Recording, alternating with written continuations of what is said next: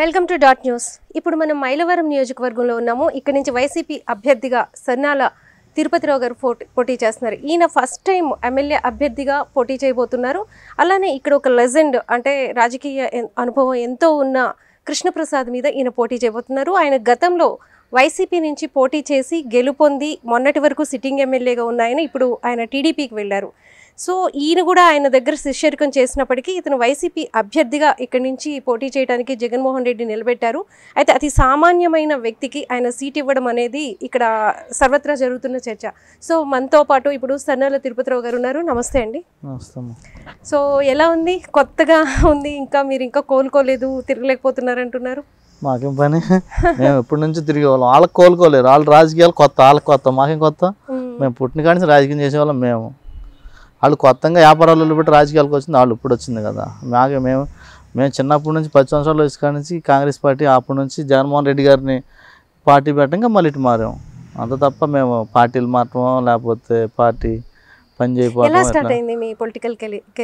అదే అప్పుడు జగన్మోహన్ రెడ్డి గారిని కాంగ్రెస్ పార్టీ ఇబ్బంది పెడుతూ ఉంటాం, ఇట్లా ఉంటాం. ఇక అప్పుడు మేమంతా కుర్రోళ్ళం అంతా కూడా జగన్ నమ్మటం ఉండాలి, పని చేయాలి, కష్టపడాలని పని చేసుకుంటూ వచ్చాం. కృష్ణప్రసాద్ గారికి మీరు శిష్యుడు అంటారు, అంటే ఏమి నేర్చుకున్నారు ఆయన దగ్గర నుంచి? మీరు ఏముంది ఆయన దగ్గర నేర్చుకోవడానికి?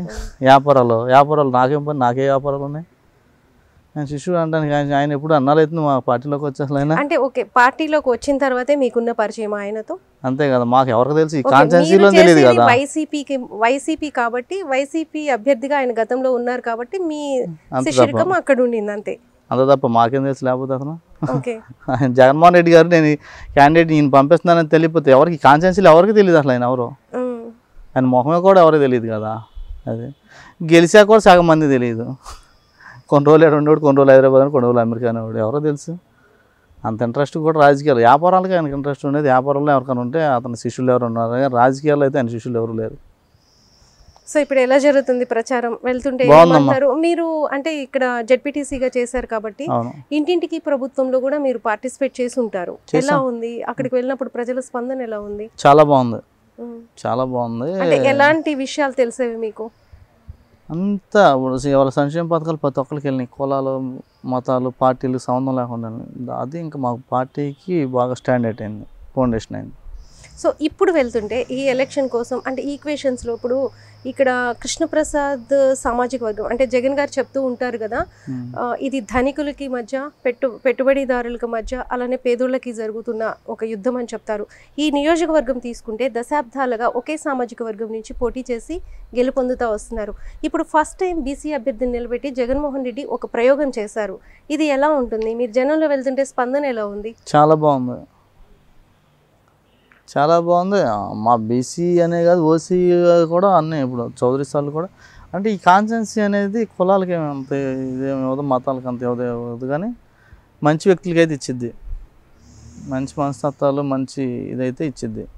దానివల్ల దాంట్లో మొంగలు ఉంటుంది మైలవరం కాన్స్టిట్యున్సీ. దాంట్లో ఏదైనా సరే అది పార్టీ లెక్క కాకుండా వ్యక్తిగత లెక్క బాగుంటుంది. మీరు చాలా రిజర్వ్డ్గా ఉంటారు, బాగా కలుపుకోలేకపోతున్నారు. ఇంకా మంచిగా మాట్లాడి మంచిగా కలుపుకుంటే బాగుంటుంది అన్న అభిప్రాయాలు కూడా వ్యక్తం అవుతున్నాయి. అంటే రావడం వల్ల ఇలా ఉందా లేకపోతే అదే జెడ్పీటీసీగా పోటీ చేశారు అంతకుముందు? ఇప్పుడు గడప గడపకు మేము జోగి రమేష్ గారు ఉన్నప్పుడు తిరిగాం, కాన్స్టిట్యున్సీ మొత్తం గడప గడప తిరిగాం. అదేవిధంగా వసంత కృష్ణప్రసాద్కి ఇచ్చిన చేసాం. మళ్ళీ ఇప్పుడు చేస్తున్నాం. మాకు ఫస్ట్ టైం కాదే, కొత్త ఏం కాదు రాజకీయాల్లో. అప్పుడు నన్ను గారి టైంలో అప్పుడు కాంగ్రెస్లో అప్పుడు చేసాం. అప్సాన్ నన్ను గారు ఇక్కడ పోటీ చేశారు. మాకు కొత్త ఏం కాదు, వసంత కృష్ణప్రసాద్ కొత్త, మాకు కొత్త కాదు. ఆయన కొత్త, కలుపుకి వెళ్ళటం ఆయన కొత్త. పేదల దగ్గరికి రాడు, కింద స్థాయిలో అంటే ఆయనకి ఇష్టం ఉండదు. ఆయనకల్లా డబ్బు ఉండేవాళ్ళు, ఒక రేంజ్ కలవాళ్ళు. ఆయన పుట్టిందే గోల్డెన్ స్పూన్ లేదా పుట్టానని చెప్తాడు కదా, ఆ స్థాయిలో లెక్కేసుకుంటాడు తప్ప కింద సామాన్యులను అసలు పట్టించుకోడు. వాళ్ళని కూడా అసలు లెక్క చేయడు. డబ్బు నాకు ఉన్నది, డబ్బు పెట్టి దేనైనా కొనగలను అనే ఒక సంకేతం అయితే ఆయన దగ్గర ఉంది. అయితే గతంలో మనం వైసీపీ పార్టీకి 2019 ఎన్నికల్లో తీసుకుంటే కృష్ణప్రసాద్ కూడా కేవలం 14,000 ఓట్ల మెజారిటీతో గెలిచారు. అవును. సో ఇప్పుడు ఇక్కడ డామినేటింగ్ క్యాస్ట్ వచ్చేసి వాళ్ళదే ఉంది ఆల్మోస్ట్, అంటే 15% ఆ సామాజిక వర్గానికి ఉన్నారు ఇప్పటికీ కూడా. కమ్మ సామాజిక ఎక్కడ వర్గం ఉంది? ఎందుకు లేదు? ఇక్కడ స్టాటిస్టిక్స్ చెప్తున్నాయి అవన్నీ. ఎంత ఉన్నాయి? 25% ఎస్సీస్ ఉన్నారు, 15% కమ్మ సామాజిక వర్గం ఉంది, ఎక్కడి నుంచి వచ్చేది? రిమైనింగ్ బీసీస్ ఉన్నారు. ఎక్కడి నుంచి లెక్కలు వచ్చేది? చెప్తున్నాయి. ఎక్కడి నుంచి వచ్చేదండి? నేను చెప్తాను. అదే లెక్కలే. మొన్న నాకు అదవరికి తెలియదు, మొన్న కులగ్రహణం చేశారు కదా, వాటిలో మేము చూసాం. మేము అదవరికి మేము ఏదో అనుకున్నాం, అమ్మో అంత ఉంది ఎంత ఉందని. అలాగే మొత్తం ఈ కాన్స్టిట్యున్సీ మొత్తం మీద ఉన్న 26,000. అదే బీసీ మొత్తం ఓటింగ్ ఉంది 1,30,000. అదే ఎస్సీ 70,000. ఇంకా ఇతర కులాలన్నీ కూడా 25% ఉందని ఇచ్చారు. అదే 70,000.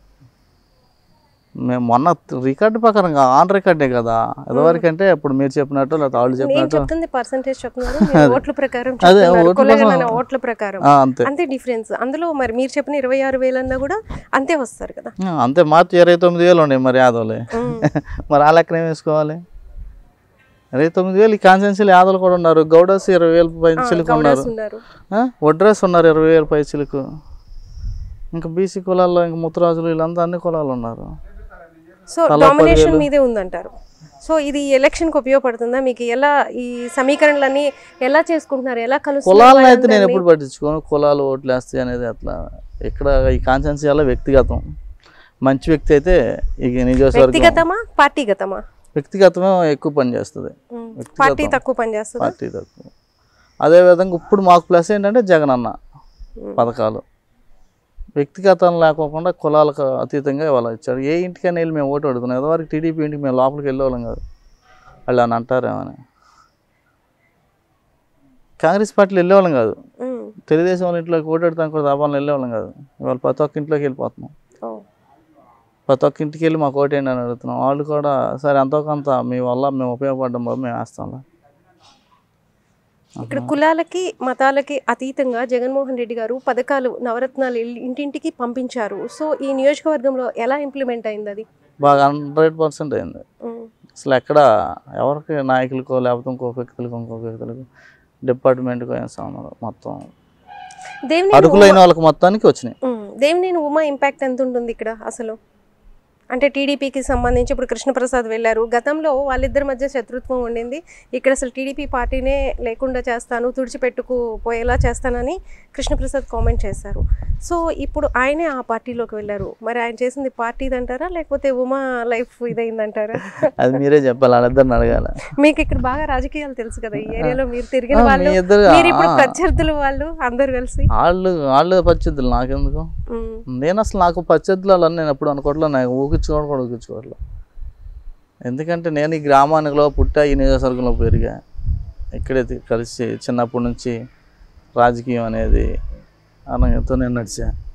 ఏదన్నా చెప్పుకుంటే మా ప్రజలకి నేను ఇది మంచి చేస్తారు రేపు నేను వస్తే.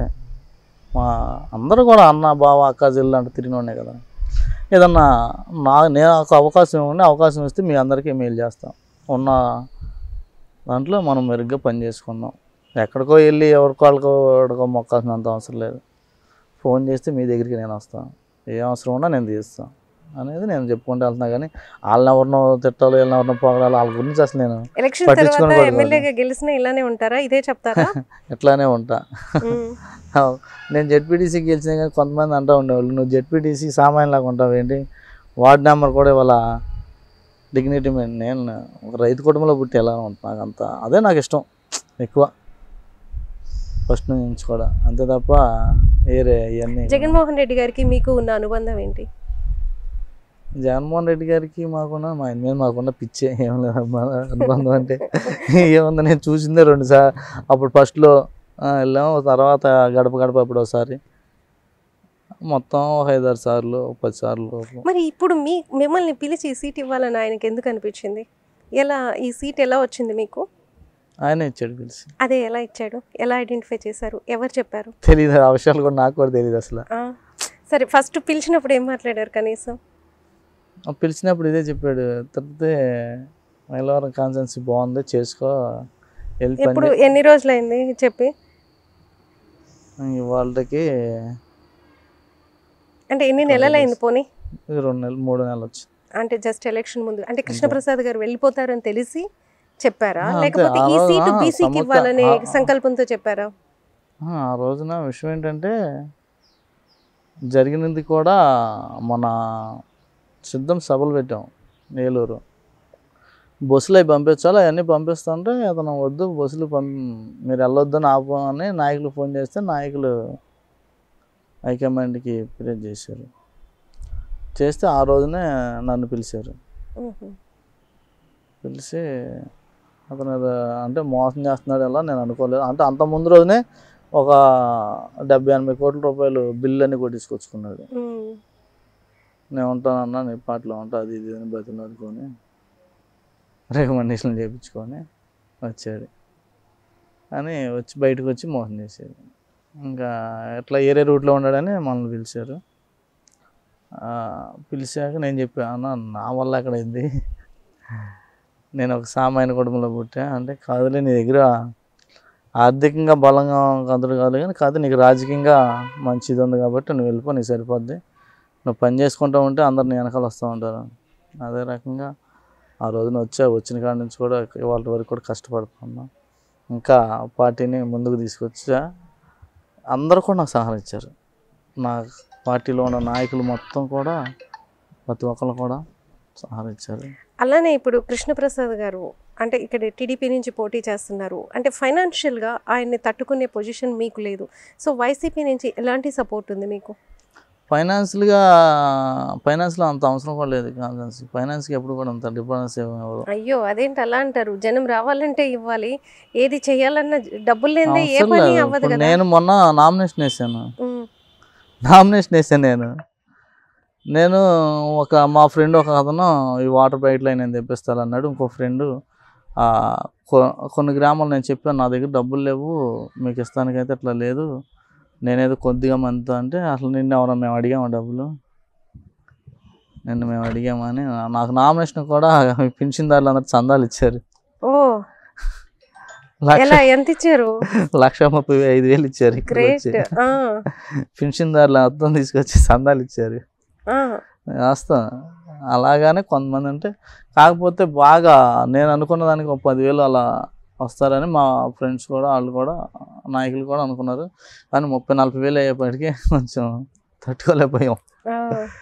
మేము ఊహించలా అంత అంటే అది స్వచ్ఛంగా వచ్చిన వాళ్ళు ఎర్ర టగ్గిలో కూడా ఆ టైంలో కూడా వచ్చేసేసి నేను నామినేషన్ వేసి బయటకు వచ్చేదాకా కూడా కదలదు అసలు. చూస్తేనే నాకు అసలు కళ్ళంబు నీళ్ళు వచ్చినాయి. ప్రేమ అనేది సంపాదించుకోవడం అనేది మామూలు విషయం కాదుగా. నువ్వు ₹1,00,000 డబ్బులు ఇచ్చినా నిలబడరు ఆ ఎగ్గులో. వాళ్ళకేం పని అసలు? ఎర్ర టగ్గి 45 డిగ్రీలు ఎగ్గిలో మనం కాసేపు ఉంటేనే ఎందుకులే వెళ్ళిపోదాం అనుకుంటా. పొద్దున 9 గంటలకి వచ్చి బయటకు వచ్చి 2:30 దాకా ఉన్నారంటే ఏంటంటారు? ప్రేమ వెనుక ఏంటి? మీరా జగన్ గారా? జగన్ అన్న అది అదైతే జగన్ అన్నే అది దాంట్లోకి అయితే పూర్తి నేను చెప్తాను జగన్ అన్న. అదే రకంగా నేను మొన్న చూసా కదా విజయవాడలో చూసా, రాత్రి 11 అయింది. ఆ రోజున నేను బస్సులో ఉన్నా. ఆ రోజున ఇన్సిడెంట్ జరిగిన రోజున కూడా 11 గంటలకు కూడా వెళ్ళా లేడీస్ పిల్లల్ని వేసుకొని చిన్న పిల్లల్ని వేసుకొని. సో జగన్ గారికి తలకి దెబ్బ తగిలినప్పుడు మీరున్నారు. ఏంటి మీ ఫీలింగ్స్? ఆ బస్సులో వాళ్ళ ఫీలింగ్స్, జగన్ గారి ఫీలింగ్స్ వాళ్ళు అన్నారు కదా. మళ్ళీ కోడికత్తి లాగానే ఇప్పుడు కూడా ఒక రాయి డ్రామా ఆడాడు జగన్మోహన్ రెడ్డి అన్నారు. అది రియల్ కనపడుతుంది కదా, ఎవడ కొట్టించారో ఏంటో కనపడుతుందిగా. అది ఇప్పుడు డ్రామాలు ఆడాల్సినంత అవసరం మాకేముంది? డ్రామాలు ఆడే వాళ్ళం అయితే వీళ్ళకి మళ్ళీ బీజేపీ ఉండో ఏ పవన్ కళ్యాణ్కో కాసిందని జగన్ కూడా డబ్బులు ఇచ్చి డ్రామాలు ఆడాడు కదా వాళ్ళ దగ్గరికి వెళ్ళి. అంత అవసరం లేదు కదా జగన్ అన్నకి. దేనికి అసలు? ఇప్పుడు మేనిఫెస్టో చూసారా ఈరోజు? విన్నారా? ఎలా ఉంది? బాగుంది, చాలా బాగుంది. అంటే బీసీలకి ఇంకా ప్రాధాన్యం లభించిందంటారా? ఎలా ఉంది? బాగా ఎక్కువ ఆర్థికంగా అంటే రాజకీయంగా కాకుండా ఆర్థికంగా కూడా బాగా ఉంది, బాగా అనుకూలంగా. టీడీపీ కామెంట్స్ చేస్తుంది కదా జనరల్ గా ఏంటంటే బీసీలని జగన్మోహన్ రెడ్డి వాడుకుంటున్నాడు, బీసీ కార్డు ఉపయోగించి తను ఓట్లు సంపాదించుకోవడానికి ప్రయత్నిస్తున్నాడు, ఇలాంటి విమర్శలన్నీ కూడా ప్రతిపక్షాల నుంచి వస్తున్నాయి. మీరేమంటారు యాజ్ ఎ బీసీగా? అందులోనూ ఫస్ట్ టైం మీరు చెప్తున్నారు ఒక సామాన్య కుటుంబం నుంచి, రైతు కుటుంబం నుంచి వచ్చాను అని. మీలాంటి వాళ్ళకి సీట్లు లభించడం అనేది మీకున్న ఇదేంటి ఫీలింగ్ ఏంటి? అది ఇప్పుడు విమర్శిస్తున్నారు అంటున్నావు కదా మీరు, వాళ్ళకి అసలు విమర్శించే హక్కు కూడా లేదు బీసీలని, లేదా జగన్మోహన్ రెడ్డి గారిని. ఎందుకంటే ఇప్పుడు నన్ను ఒక బీసీని ఇక్కడ పెట్టాడు, దమ్ము ధైర్యంగా నేను గెలిపించుకోగలను. నా మీద ఎవరిని పెట్టాలా? టీడీపీకి కూడా బీసీలు ఉన్నారు కదా, బీసీలు అందరూ కూడా ఉన్నారు కదా, ఆయనకి బీసీల మీద ప్రేమ ఉంది కదా, మళ్ళీ బీసీనే పెట్టాలిగా. 1,000 కోట్లు దాచుకున్న ఆయన తీసుకొచ్చి పెడతా. నా పక్కన ఉన్నాడు, ఆయన ముస్లిమ్స్ బీసీఏ, ఆయన ఒక కార్పొరేటర్, ఆయన మీద ఎవరిని పెట్టాలా? శేఖర్ ఎవరిని పెట్టాలా? అక్కడ ఉన్న ఒక ముస్లిమ్స్ మైనార్టీనో వాళ్ళ పార్టీలో ఉన్నారు, బీజేపీ వాళ్ళని పెట్టారు కదా, సుజనా చౌదరి వచ్చారు. అదే ఆయన ఫ్లైట్లో వచ్చి 100 కార్లు వేసుకొచ్చి ప్రచారం చేసి మళ్ళీ ఫ్లైట్లో వెళ్తున్నాడు, ఆయన్ని పెట్టారు. ఈయన ఇక్కడ నన్ను పెట్టిన ఆయన ఇద్దరు ఫ్రెండ్స్, నా మీద ఈయన పెట్టారు. అది అంటే ఒక సింపుల్ పర్సన్స్ మీద ఒక పెద్ద ఏనుగుల్ని తీసుకొచ్చి పెట్టినట్టు. అంటే మరి అది ఎవరి మీద ప్రేమ ఉంది? ఎవరికి ఉంది? బీసీల మీద ప్రేమ ఉందా? టీడీపీకి పగే కదా, బీసీలు తొక్కేయాలన్న ఆలోచనే కదా.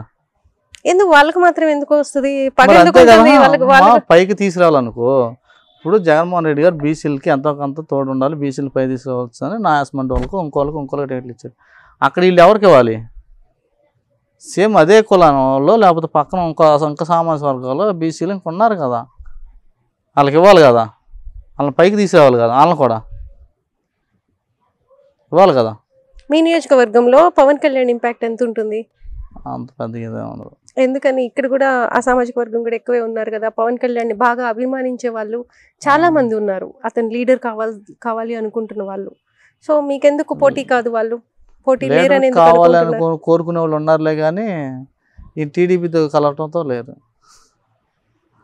టీడీపీతో కలవటంతో అసలు వదిలేసేసారు, పవన్ కళ్యాణ్ కూడా వదిలేశారు. ఎందుకంటే ఫస్ట్ నుంచి ఇక్కడ కాపు కమ్మ అనేది ఒక వైరం ఉంటుంది కృష్ణా జిల్లాలో, అటు కాపు ఇటు కమ్మ వీళ్ళిద్దరికి కూడా. ఎందుకంటే రంగా గారిని చంపింది వీళ్ళే, ఈ చంద్రబాబు నాయుడు, ఇప్పుడు ఈ వసంత కృష్ణ నాన్న, వీళ్ళే అప్పుడు ప్లాన్లు వేసి చంపింది వీళ్ళే. అతను ఎవరు? కోడెల శివప్రసాదరావు అంట, అంటే పెద్దలు అంటూ ఉంటారు, మనకి తెలియదు, చెప్తూ ఉంటారు. మనకి అంత అప్పుడే చిన్నపిల్లలు పుట్టిన మనకి అసలు అంత ఇది కూడా లేదు. వీళ్ళందరూ చెప్తూ ఉంటారు. అప్పటి నుంచి కూడా కాపులు ఎవరిని అడిగినా కానీ మా కమ్మూరు మమ్మల్ని చంపేశారంట అంటారు, మా రంగ గారిని చంపారంటారు. దానివల్ల అంత ఇది జిల్లాలో పెద్దగా ఉండదు అంత తప్ప. సింగిల్గా పవన్ కళ్యాణ్ పోటీ చేస్తే మళ్ళీ ఉంటుంది. కాపులనే కాదు, ఇంకా ఇతర బీసీ కులాలు కానీ, ఎస్సీ కులాలు కానీ, ఎస్టీ కులాలు కానీ అట్లా ఉంటుంది. మళ్ళీ సపరేట్గా పవన్ కళ్యాణ్ అనేది పోటీ చేస్తే అసలు ఏ వ్యక్తి పోటీ చేస్తున్నాడో ఎవరు అసలు ఓటు కూడా అడగకుండా ఓట్లు పడిపోతారు, అది ఉంటుంది. సో మీకు అడ్వాంటేజ్ అయింది ఇది, ఆయన వాళ్ళతో కలవడం మీ గెలుపుకి. అది వాస్తవమే, అది వాస్తవమే. లాస్ట్ అంటే 19 నుంచి ఈ 24 వరకు వైసీపీ ప్రభుత్వంలో ఈ నియోజకవర్గంలో, మొత్తం స్టేట్ వైడ్ అడగట్లేదు, ఈ నియోజకవర్గంలో ఎలాంటి అభివృద్ధి జరిగింది? మంచి అభివృద్ధి. అదే ఏమేమి జరిగినాయి? డ్రైన్లు కానీ, సీసీ రోడ్లు కానీ చాలా కోసం. వాళ్ళేమో రోడ్లు వేయలేదంటారు, మీరేం రోడ్లు జరిగినాయి అంటున్నారు. మీరు వెళ్తా చూడండి. ఇప్పుడు వచ్చిన రోజు నేను వచ్చింది బాగానే ఉంది, అది పెద్ద రోడ్డు కూడా, డబల్ రోడ్డు, అవి జరిగినాయి ఆల్రెడీ చాలా చోట్ల. నేను అడిగేది అంటే విలేజెస్ కనెక్టివిటీ రోడ్స్. ఇప్పుడు మీ మైలవరం గ్రామంలోకి వెళ్ళండి, 2 సందుల్లోకి వెళ్ళండి, అక్కడ వసంత కృష్ణ ప్రసాద్ పేరు, ఒక ఫోటో, ఒక శిలాపలకం ఉంటుంది. ఈ గ్రామంలో ఎన్నో మీరే తిరిగి చూడండి. అయినా అవ్వలేదా? అవన్నీ అంటే ఉన్నది మీ ప్రభుత్వమే కదా. పెండింగ్ ఎందుకు పండి? అసలు అన్ని రోడ్లు అయిపోతున్నాయి కదా, శిలాపలకం పెట్టి ఓపెన్ చేసేది. రోడ్డు పూర్తి అయితేనే కదా ఓపెన్ చేసేది. అంటే ఓపెన్ చేసి వదిలేసారేమో అనుకుంటున్నా. ఓపెన్ చేసి వదిలేదు, కంప్లీట్ అయితేనే శిలాపలకం వేసి ఓపెన్ చేసేది. శంకుస్థాపన చేయటం వేరు, శిలాపలకం వేసి ఓపెన్ చేయటం వేరు కదా. ప్రతి ఒక్కటి చూడండి, లేకపోతే ప్రతి ఒక్క సచివాలయానికి వెళ్ళండి, ఎల్ఐ సెంటర్కి వెళ్ళండి, ఆర్బీకేలకి వెళ్ళండి, దేనికైనా వెళ్ళండి, ప్రతి ఒక్కటి వసంత కృష్ణ ప్రసాద్ ఫోటో, జగన్మోహన్ రెడ్డి గారి ఫోటో ఉంటుంది. లేకపోతే పేర్లు ఉంటాయి. ఇవన్నీ జరిగినాయో లేదా సార్ చూపించండి. మేము చెప్తే ఒకలా జనం నమ్మరు. ఇప్పుడు అన్నదాకా నీకు అవసరం ఒక 3 నెలల క్రితం, ఇప్పుడు జనం ఒక 4 నెలల క్రితం దేనైనా అవసరం నువ్వు ఎక్కడ అభివృద్ధి చేసావు అన్నాడు. ఈ జిల్లా మొత్తం మీద, ఉమ్మడి కృష్ణా జిల్లా మొత్తం మీద నేను హైయెస్ట్ అమౌంట్ తెచ్చింది నేనే, హైయెస్ట్గా అభివృద్ధి చేసింది నేనే. సీసీ రోడ్లు ఎన్ని పోసాను, ట్రైన్లు ఎన్ని పోసాను అని రికార్డుకి ఇచ్చాడు. అది ప్రతి ఒక్క ఛానల్లో ఉంది. నేను ఏమన్నా మీకు ఇస్తాను. దేవనమ్మా నువ్వు ఉన్న 10 సంవత్సరాలు ఏం తెచ్చావు, ఏం చేసావు, నువ్వు ఎక్కడెక్కడ ఏం పోసావు చూపించు అని రికార్డుగా ఇతనే చెప్పాడు. ఇవాళ అందుకనే జనం అసలు ఆయనకి మైండ్ పోయిందా మాకు మైండ్ పోయిందా అనేది నన్ను అడుగుతూ ఉన్నారు. వాళ్ళ ఒక ఆమె అడిగింది, అయ్యా అట్లా అంటున్నాడు ఆయనకి ఏమన్నా మైండ్ పోయిందా, లేకపోతే మనం ఇంటుంటే మనకి మైండ్లు పోతున్నాయా, అసలు ఏంటి బాబు అన్నది. ఇంకా అవన్నీ మన కర్మ అమ్మ, తప్పదు. ఇంకొన్ని రోజులు, ఇంకో 13 రోజులు అనాల్సిందే, ఇంకొక 13వ తారీఖు దాకా అయితే అనాల్సిందే, ఒక 20 రోజుల దాకా తప్పదులే అని చెప్పి. అదే.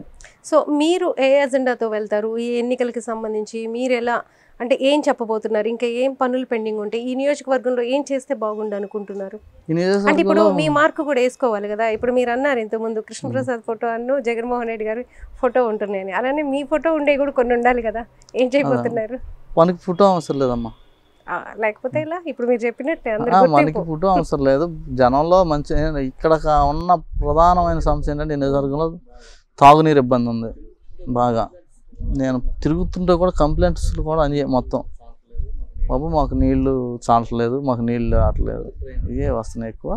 రెండోది డ్రైనేజీ, నాకు రోడ్డు కావాలో, లేకపోతే నాకు లోన్ రాలేదో, లేకపోతే నాకు ఈ పెన్షన్ రాలేదో, లేకపోతే మాకు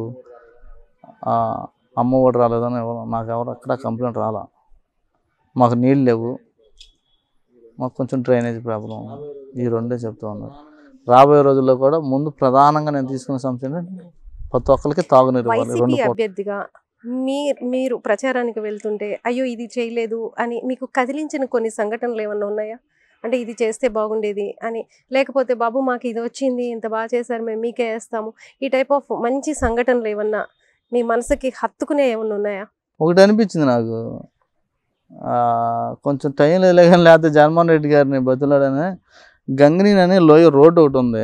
అది రోడ్డు స్టార్ట్ చేశారు, టెండర్ అయిపోయింది, రోడ్డు స్టార్ట్ చేశారు. అతన్ని పోస్తుంటే సగం పని చేశాక ఈ వసంత కృష్ణ ప్రసాద్ నువ్వు పని చేస్తే నీకు డబ్బులు రావు, నువ్వు పని చేస్తున్నావు అని అతను అటే మార్చడానికి ఇవన్నీ మార్చుకోవడానికి వీళ్ళందరూ, అంటే అది లోయ కొంచెం వైసీపీకి కొంచెం ప్రాధాన్యత వస్తుంది. దానికి వాళ్ళందరిని కూడా ఇబ్బంది పెడతానికి ఆ రోడ్డు ఒకటి ఆపేశాడు. నాకు అనిపించింది, అబ్బా నాకు ఒక 10 రోజులు ఛాన్స్ ఉన్నట్టు, ఎలక్షన్ కోడ్ రాకపోతే ఎట్టగట్ట జగన్ గారి దగ్గరికి వెళ్ళి బతులు అడుగున్నాను, ఈ రోడ్డు పంపించుకునేవాడిని. అదైతే బాగా అనిపించింది, చాలా ఇబ్బందిగా ఉంది. మరి ఇప్పుడు అక్కడ మీరు వెళ్తుంటే ప్రచారానికి మీకు మీ పార్టీకి అది మైనసే కదా. సో ఏమైనా చెప్పాను నేను, ఇట్లా ఇది జరిగిందమ్మా, రేపు మనం రావటం ఏంటో నేను ఎక్కువ వస్తానని చెప్పే. వాళ్ళు కూడా వాస్తవాన నువ్వు వచ్చింది మొన్నే కదా, నువ్వన్నా అంత ముందే లేవు కదా, ఇంక ఇప్పుడు ఆయన వస్తున్నాడు, ఇప్పుడు మాకు ఇంకా అవకాశం ఉంది, తెల్ల చొక్క వేసుకొని పొసు చొక్క వేసుకొని వస్తున్నాడు కదా, మొన్నటి దాకా తెల్ల చొక్క వేసుకొని ఇప్పుడు పొసు చొక్క వేసుకొని వస్తున్నాడు కదా, చెబుతాము ఇప్పుడు అంటే ఒక అతను మొన్నదాకా చేయకుండా ఆయన లేకుండా కొత్తగా వస్తే ఆయన చెప్పుకున్నా కూడా అవకాశం ఉండేది. ఇప్పుడు ఆయనే కదా ఆపింది, ఆయనే. మళ్ళీ ఇప్పుడు ఏమని చెబుతాడు, జగన్మోహన్ రెడ్డి గారు ఆపాడు, జగన్మోహన్ రెడ్డి గారు రోడ్డు ఆపుతాడా? ఆపేవాడైతే టెండర్ ఎందుకు పిలుస్తాడు? బిల్లు సగం పని ఎందుకు చేస్తారు? చేయరు కదా. అట్లాంటి నిత్యం అబద్ధాలు ఆడాలంటే ఆయనతో పాటు మనం ఆడలేం, రావు మనకు, ఆ వల్ల కూడా కాదు. ఎందుకంటే నాకు కొంచెం రాజకీయంగా కొత్త అని కొంచెం ఇక్కడ అని కర్రా హర్షవర్ధన్ రెడ్డి గారు అని అక్కడ బనగానపల్లి నుంచి పంపించారు తోడు. అదే చెప్తున్నా కదా, అదే చెప్తున్నా కదా. అంటే దానికి ఇంకేముంది, కడప రౌడీలు వచ్చేసేసారని చెప్తున్నాడు. తెలంగాణ నుంచి ఒక 500-600 మంది వచ్చారు ఇప్పుడు వీళ్ళు తీసుకొచ్చాడు. ఆ తెలంగాణ నుంచి కానీ లేకపోతే చుట్టుపక్కల ఉన్న వాళ్ళు కానీ మొత్తం కూడా రౌడీ షీటర్లే. నేను చెప్తున్నా, ఈ వసంత కృష్ణ ప్రసాద్ కానీ పక్కన ఉన్న వాళ్ళు కానీ. ఇప్పుడు నాకు ఎలక్షన్ చేయడానికి సరే వచ్చారు, 10 మంది 15 మంది వచ్చారు, దానికి నేను ఒప్పుకుంటాను. అప్పుడు నాకు చిన్న వయసు, కొంచెం అనుభవంగా చెప్పడానికి వచ్చారు. వాళ్ళ ఆధార్ కార్డులని నేను తీసుకుంటా. ఆన్లైనే కదా ఇవాళ ప్రతి ఒక్క కేసు కూడా. మీ మీడియా ద్వారా కానీ లేకపోతే మీ మీడియా సోదరులు అందరూ వెళ్ళి అవి కేసులు అది ఓపెన్ చేయించండి. ఆధార్ కార్డు కొడితే వాళ్ళు ప్రతి ఒక్క కేసు ఆన్లైన్లో వచ్చేస్తుంది కదా. ఆయన పక్కన వాళ్ళ కేసులు ఆధార్ కార్డులు తీసుకురండి. రౌడీ షీటర్లు కానీ లేకపోతే ఏ కేసులో కనుక ఉన్నట్టు కనుక నా పక్కన ఉన్నది కనుక ఉంటే నేను బాధ్యుడిని దానికి. ఆయన ఏది చెప్తే అది వింటా, ఆయన ఏది చెప్తే చేస్తా. కాదు ఆయన పక్కన ఉన్న వాళ్ళని కనుక తీసుకొచ్చి వాళ్ళు అంతా రౌడీ షీటర్లో 420లు మొత్తం ఉంటే కనుక ఆయన నేను ఏది చెప్తే ఆయన చేస్తాడా? దానికైనా సిద్ధమే, దానికైనా రెడీయే. దేనికి నిలబడాలి, అసలు మాట మీదనే నిలబడాలి. దేని మీదైనా ప్రమాణం అయితే చేస్తాడు ముందు. దేని మీదైనా సరే నేను 20 సంవత్సరాలు 30 సంవత్సరాలు మాల వేసుకున్న ప్రమాణం తెలుసు, ఎందుకంటే ఆయన పక్కన తిరిగారు కాబట్టి ఆయన గురించి బాగా తెలుసు. అదే చెబుతున్నా కదా, అసలు ప్రమాణం చేయడంలో కానీ అసలు అబద్ధం ఆడటంలో కానీ సెకండ్లో ఆడాలంటే ఆయన తర్వాత తప్ప ఇంకెవరు. ఇంక దేనినమ్మా మసలు 100 రెట్లు బెస్ట్. వాస్తవంగా అది ఆయన పార్టీ కట్టుబడి ఉన్నాడు. పార్టీ ఆదేశాల ప్రకారం పార్టీ కట్టుబడి ఉన్నాడు. పార్టీకి విధేయుడు. పార్టీకి కూడా వాడిపోయినా కానీ అలాగే ఆ కార్యకర్తలని ఉన్నా లేకపోయినా నలుగురిని భోజేసుకొని రోడ్డు ఎక్కి కార్యక్రమాలు చేశాడు. ఈయన ఎప్పుడు కూడా ఏ పార్టీని కూడా ఏమన్నా చేశాడా? ఏ పార్టీనన్నా ఏ పార్టీ కార్యకర్తనన్నా కాపాడ్డా? ఆ రోజున వైసీపీ అలా కష్టపడి ఇంటింటి తిరిగి ఆయన బాధలు పడి బాబు మేము వస్తే మీకు ఇచ్చేస్తామని చెప్పుకున్న అట్లా అందరిని ఒక దారిలో తెచ్చుకున్న టైంలో జగన్మోహన్ రెడ్డి గారి దగ్గరికి వెళ్ళి నాకు నిద్ర పడతలేదు దేనవనవమి మీద. ఆ రోజు మాకు చెప్పిన మాటలేంటి? దేనవనవమి అసలు మీద పగ, నాకు కసి ఉమా మీద టీడీపీ మీద అని చెప్పాడు. టీడీపీ మీద అని చెప్పలా. అంతకుముందు నేను టీడీపీకి సపోర్ట్ చేశాను. ఒక 5-6 కోట్లు డబ్బులు ఖర్చు పెట్టి సామాన్య ఉదయభాన్ గారిని ఆడిచ్చాను. ఇక్కడ నందిగం వాళ్ళని ఆడిచ్చాను. ఇక్కడ మైలవరంలో కూడా ఈ ఖర్చు పెట్టించి బొమ్మసాని సుబ్బారావు ఇండిపెండెంట్గా వేయించి నేనే ఆ డబ్బులు కూడా నేనే ఖర్చు పెట్టి ఇక్కడ జోగి రమేష్ని ఆడిచ్చాను. నేను ఒకసారి తప్పు చేశాను, రెండోసారి చేయను అని చెప్పాడు. అని చెప్పి ఒకసారి నాకు ఆ అవకాశం ఇవ్వమంటే జగన్మోహన్ రెడ్డి గారు పెద్ద మనసు కదా. నిజమే ఆయన జాలి గుణం కరిగిపోయి ఒకసారి అవకాశం ఇచ్చాడు. ఆ అవకాశాన్ని ఎన్ని రకాలుగా వాడుకోవాలో అన్ని రకాలుగా వాడుకొని మళ్ళీ ఆయనకే. మీకు కానీ ఈ ఎమ్మెల్యే సీటు జగన్మోహన్ రెడ్డి గారు మిమ్మల్ని పిలిచి మాట్లాడింది, మీరు కూడా ఆయనతో పాటు ఫస్ట్ వెళ్ళిపోయేవాళ్ళు అని చెప్పేసి కొంతమంది అంటున్నారు. అసలు అందులో ఎంత నిజం ఉంది? మాకు ఊపిరి పోయినా మాకు జగన్మోహన్ రెడ్డి గారు వసంత కృష్ణ ప్రసాద్ కాదు, ఇంకొకరు కలిసిన మాది ఫస్ట్ నుంచి కాంగ్రెస్ పార్టీ నుంచి వైఎస్ఆర్ పార్టీ. అంత తప్ప మళ్ళీ ఊపిరి పోయినా మళ్ళీ పార్టీ జెండా మార్చాలో లేకపోతే అసలు అట్లాంటి ఆలోచనలు కూడా మాకేం అవసరం ఉంది? అసలు మాకేమున్నాయి? పార్టీ మారాలి, పార్టీ మారితే మాకేం వచ్చింది? ఉన్న గౌరవం వద్ద తప్ప మాకేం వచ్చింది? మాకేం అవసరాలు ఉన్నాయి? నాకు ఏమైనా కంపెనీలు ఉన్నాయా, వ్యాపారాలు ఉన్నాయా? పార్టీలు వాటిని కాబట్టి నాకు డబ్బు సంపాదన ఆలోచన కూడా రాదు అసలు. అది కూడా ఉన్నంత దాంట్లో ఓందాగా బతకాలి, శుభ్రంగా బతకాలి, మంచితనంగా బతకాలి. మనిషికి అది చాలు కదా, ఏం కావాలి? ఇప్పుడు ఆయన 10,000 కోట్లు ఏం సంపాదించాడు, ఏం సుఖమైన ఉందా? ఏముంది? ఏ పార్టీ అయినా ఆయనకి సీట్ ఇస్తుంది. గతంలో రాజశేఖర రెడ్డి గారు ఇచ్చారు, ఇప్పుడు టీడీపీ వాళ్ళు ఇచ్చారు. ఏమైనా సరే ఆయన డబ్బులకి ప్రయోజనం అయితే చేకూరుతుంది కదా.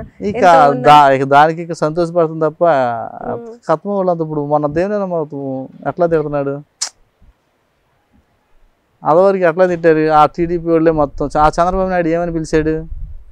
ఏరప్పన్ అని పిలిచాడు. ఆన్ రికార్డే కదా, ఆఫ్ రికార్డ్ కాదు కదా. ఇతను పెద్ద దొంగ అన్నాడు, పెద్ద హైదరాబాద్లో ఆస్తులన్నీ కబ్జాదారుడు అన్నారు. ఇవాళ కష్టన్ని డబ్బులు ఇచ్చేపాటికి మంచివాడు, నీతిమరుడు వసంత కృష్ణ ప్రసాద్ని గెలిపించాలి అని జగన్మోహన్ రెడ్డి గారు చెప్పారు కదా, నేను మీ ఇంట్లో మేలు చేసి ఉంటేనే మీరు ఓట్లు వేయండి అని. దాని గురించి మీరు ఏమన్నా తిరిగినప్పుడు స్పందన ఎలా ఉంటుంది అలాంటి వాటి మీద? జగన్మోహన్ రెడ్డి గారు చెప్తున్న దాని మీద చేయకపోతేనే కదా మమ్మల్ని అడిగేది. అందుకే నాకు ఆ ధైర్యం చెప్పింది మా జగన్ అన్న కూడా. మీ ఇంట్లో జరగకపోతే నాకు ఓటు వేయొద్దు అనేది దేనికి అన్నాడు? కానీ తీసుకున్న వాళ్ళందరూ ఆ ప్రయోజనం పొందిన వాళ్ళందరూ వేస్తారు అంటే వాళ్ళకు కూడా ఫస్ట్ నుంచి కొన్ని పార్టీస్ ఉంటాయి కదా మీరెంత పార్టీ రహితంగా పదవులు ఇచ్చి ఐ మీన్ ఇది పథకాలు ఇచ్చినా కూడా ఉంటుంది కదా అది ఎంత పర్సంటేజ్ వేస్తారంటే మీరు ఒకటి చెప్పినట్టు తీసుకున్న వాళ్ళందరూ ఇస్తే ఇంకా తెలుగుదేశం వాళ్ళ పార్టీ ఉండదు తెలుగుదేశం పార్టీ ఉండిద్దా అందరికి వెళ్ళినాయి కదా వాళ్ళ పార్టీ వాళ్ళకి కూడా వెళ్ళినాయి కదా ఒక్కొక్కళ్ళు ఉంటారు సానుభూతి పరులు ఉంటారు అంటే కొంతవరకైనా ఇప్పుడు గతంలో మీకు లేని ఓటింగ్ మీ పార్టీకి లేని ఓటింగ్ ఇప్పుడు ప్లస్ అవుతుందంటారా ఈ పథకాల ద్వారా అది అయింది కదా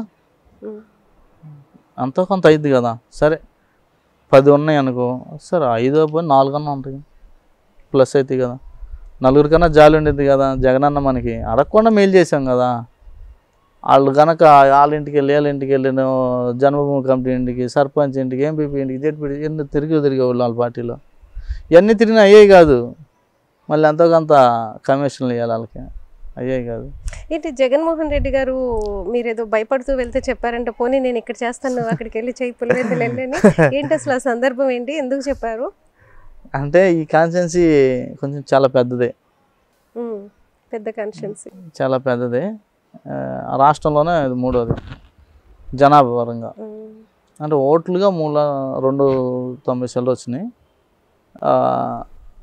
విస్తీర్ణ కూడా పెద్ద జనాభా వచ్చి 5-6 రాష్ట్రాలు ఉంటారు ఇక్కడ మళ్ళీ అలా ఉంటుంది కొంచెం అన్న ఇంత కాన్సెన్సీ నేను ఎక్కడ తిరిగాను అటు పక్కేమో పెద్ద డబ్బున్న మహామరుడు వస్తున్నాడు అంటే ఆ డబ్బున్నోడు సంగతి నీకు తెలుసు అన్నాడు తెలుసు అన్నాడు ఇంకెందుకు నీకు వెళ్ళిపో అన్నాడు ఎందుకంటే వసంత కృష్ణ డబ్బు ఉంది కానీ మంచి చేసే మనస్తత్వం లేదు ఒక cheap mentality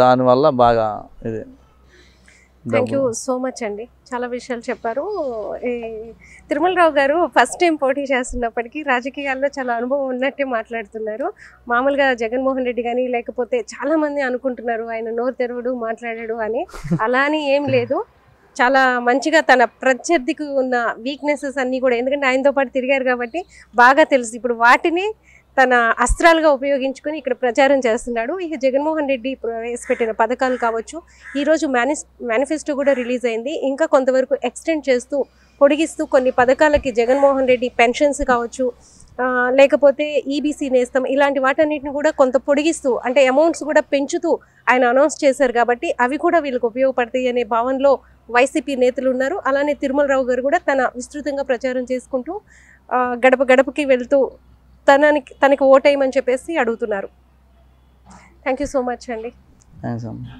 please subscribe dot news